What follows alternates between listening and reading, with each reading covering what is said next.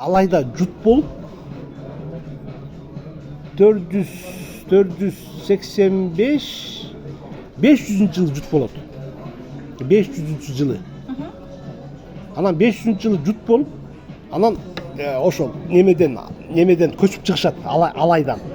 Анан малды жай айдап 6 айга жетишет да, 6 айда жетет. Алайдан бизди Казакстан, Монголияны айланып барып, мал арык да, бир күн, 2 күн отурушат, бир жума отурат, малды жай айдайт да. Ошентип 6 айда жетет, 6 айга. 6 айга барат да, анан кийин ошол мал семирип, анан жап-жашыл жерден ошол жерде отуруп, анан кийин сүйлөшүп отурат да, биз качан чыкканбыз дейт да. Анан жылдыздар менен санайт да ал убакта. Анан жылдыздар менен санаганда 6 ай өтөт. Анан ушул жердин атын 6 ай коебуз деп 6 ай коюшат.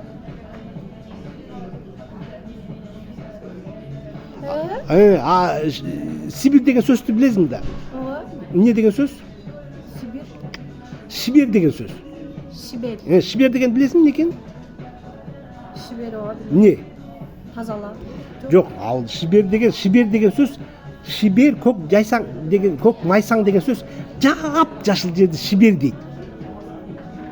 Жап-жашыл жерди шибер дейт. Шиберден түшүндүм. Ошодон анан орустар келип анан Сибир деп жазып койгон. Ага чейин кагазга, картага түшкөн эмес, ат жазылган эмес. Анан ошол жерден анан жана ууз атабыз анан ошол жерден күчтөнөт. Бул жерден 485-жылы төрөлүп, ошо Кермурт 15 жашында көчөт да. Жана жут болот да. Ошону туугандарбы тигилер? Кимдер? Ошол жерде жашагандар. Алтайлыктарбы? Алтайлыктар биз барганга чейин эч ким жайда жашаган эмес. Анан 6 айга барып, анан ошол жерден анан күчтөнөт. Анан 45 жашында мендей курактысында, анан ошондо император болот, империя курат. Ошондо анан мындайынан Афганистан, мындайынан Камчатка, мындайынан Ирандын үстүнө чейин жерлердин баарын басып алат. Күчтөнүп отурупчу. Улам Ошондо кыздын немеси ошондо. Мен ошону айтып келатпаймынбы? Анан ошол Ууз деген киши болот да. Ууз деген, мен атын айтпай койгом. Анан ошол Ууз хан ошунча жерди басып алып, анан 40 аялы, 100той баласы болот.